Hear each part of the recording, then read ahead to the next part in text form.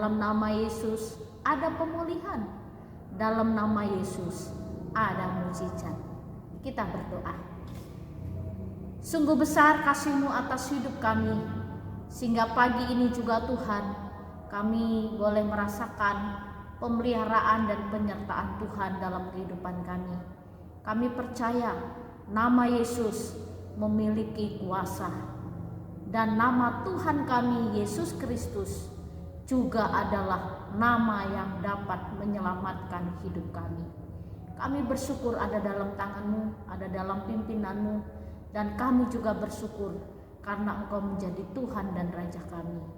Oh Tuhan, kami percaya Engkaulah sumber kekuatan dan pengharapan bagi kami. Pagi ini kami mau mendengarkan firman-Mu, Tuhan menolong kami. Di dalam dan demi Yesus Kristus kami berdoa dan mengucap syukur. Amin. Pagi ini kita akan bersama-sama merenungkan satu tema firman Tuhan, kuasa nama Yesus. Di kalangan orang Yahudi, nama Yesus Kristus menjadi satu nama yang mereka memiliki respon yang berbeda-beda. Ada orang yang ketika mendengar nama Yesus Kristus, mereka mencari berbondong-bondong meninggalkan kampung halaman untuk mencari Tuhan Yesus. Lalu mereka mencari juga ada tujuannya. Ada yang mau mendengar pengajaran, ada yang mau memperoleh makanan, ada juga yang mau mendapatkan mukjizat Tuhan. Lalu ada juga ketika orang mendengar nama Yesus Kristus, ada kebencian, ada kemarahan, ada dendam. Karena dianggap Yesus Kristus, nama itu menyamakan dirinya sebagai Allah. Dan nama itu juga mereka merasa bahwa Allah mereka digantikan oleh Yesus Kristus. Bapak, Ibu, serta saudara-saudari, nama Yesus Kristus di kalangan orang-orang yang percaya menjadi satu nama yang dipercayai, yang diimani. Dialah Tuhan dan Juru Selamat. Bagi kita, nama Yesus Kristus, Dia adalah Allah yang benar. Karena Dia Allah yang benar, Dia Allah yang pernah hidup di dalam dunia. Dia mati dan hidup, juga bangkit pada hari yang ketiga. Dan melalui kebangkitannya inilah memberikan kepastian atas hidup kita, bahwa kita memperoleh keselamatan. Jadi Bapak, Ibu, serta saudara-saudari, nama Yesus memiliki kuasa. Di dalam kisah para rasul, rasul-rasul juga memberitakan nama Yesus dengan berani. Mereka tidak lagi ragu-ragu, tidak lagi ada ketakutan, tidak ada lagi rasa ketegangan, kecemasan, tapi mereka memberitakan nama Yesus dengan berani. Dari kalangan atas sampai kalangan bawah, mereka berani mendobrak bahwa nama Yesuslah satu-satunya juru selamat bagi setiap orang yang mau menerima Yesus, bertobat, diampuni dosanya, maka mereka akan memperoleh keselamatan. Demikian juga di kalangan orang Yahudi, para rasul Petrus dan Yohanes katakan akan ada kebangkitan dan hidup sesudah kematian. Orang Saduki tidak percaya ada kebangkitan di antara orang mati. Ini satu bukti bahwa nama Yesus, nama yang berkuasa. Lalu suatu ketika Petrus juga membuat mukjizat atas nama Tuhan. Di dalam Kisah Rasul pasal 3 ayat 5 dan ayat 6, demikian bunyi firman Tuhan. Lalu orang itu menatap mereka dengan harapan akan mendapat sesuatu dari mereka. Tetapi Petrus berkata, emas dan perak tidak ada padaku, tetapi apa yang kupunyai kuberikan kepadamu. Demi nama Yesus Kristus orang Nazaret itu, berjalanlah. Petrus memberitakan nama Tuhan.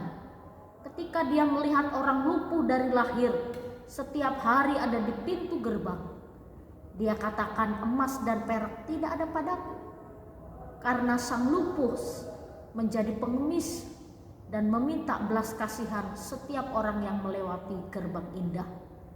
Lalu dengan berani Simon katakan, emas dan perak tidak ada padaku, tapi demi nama Yesus Kristus berjalanlah.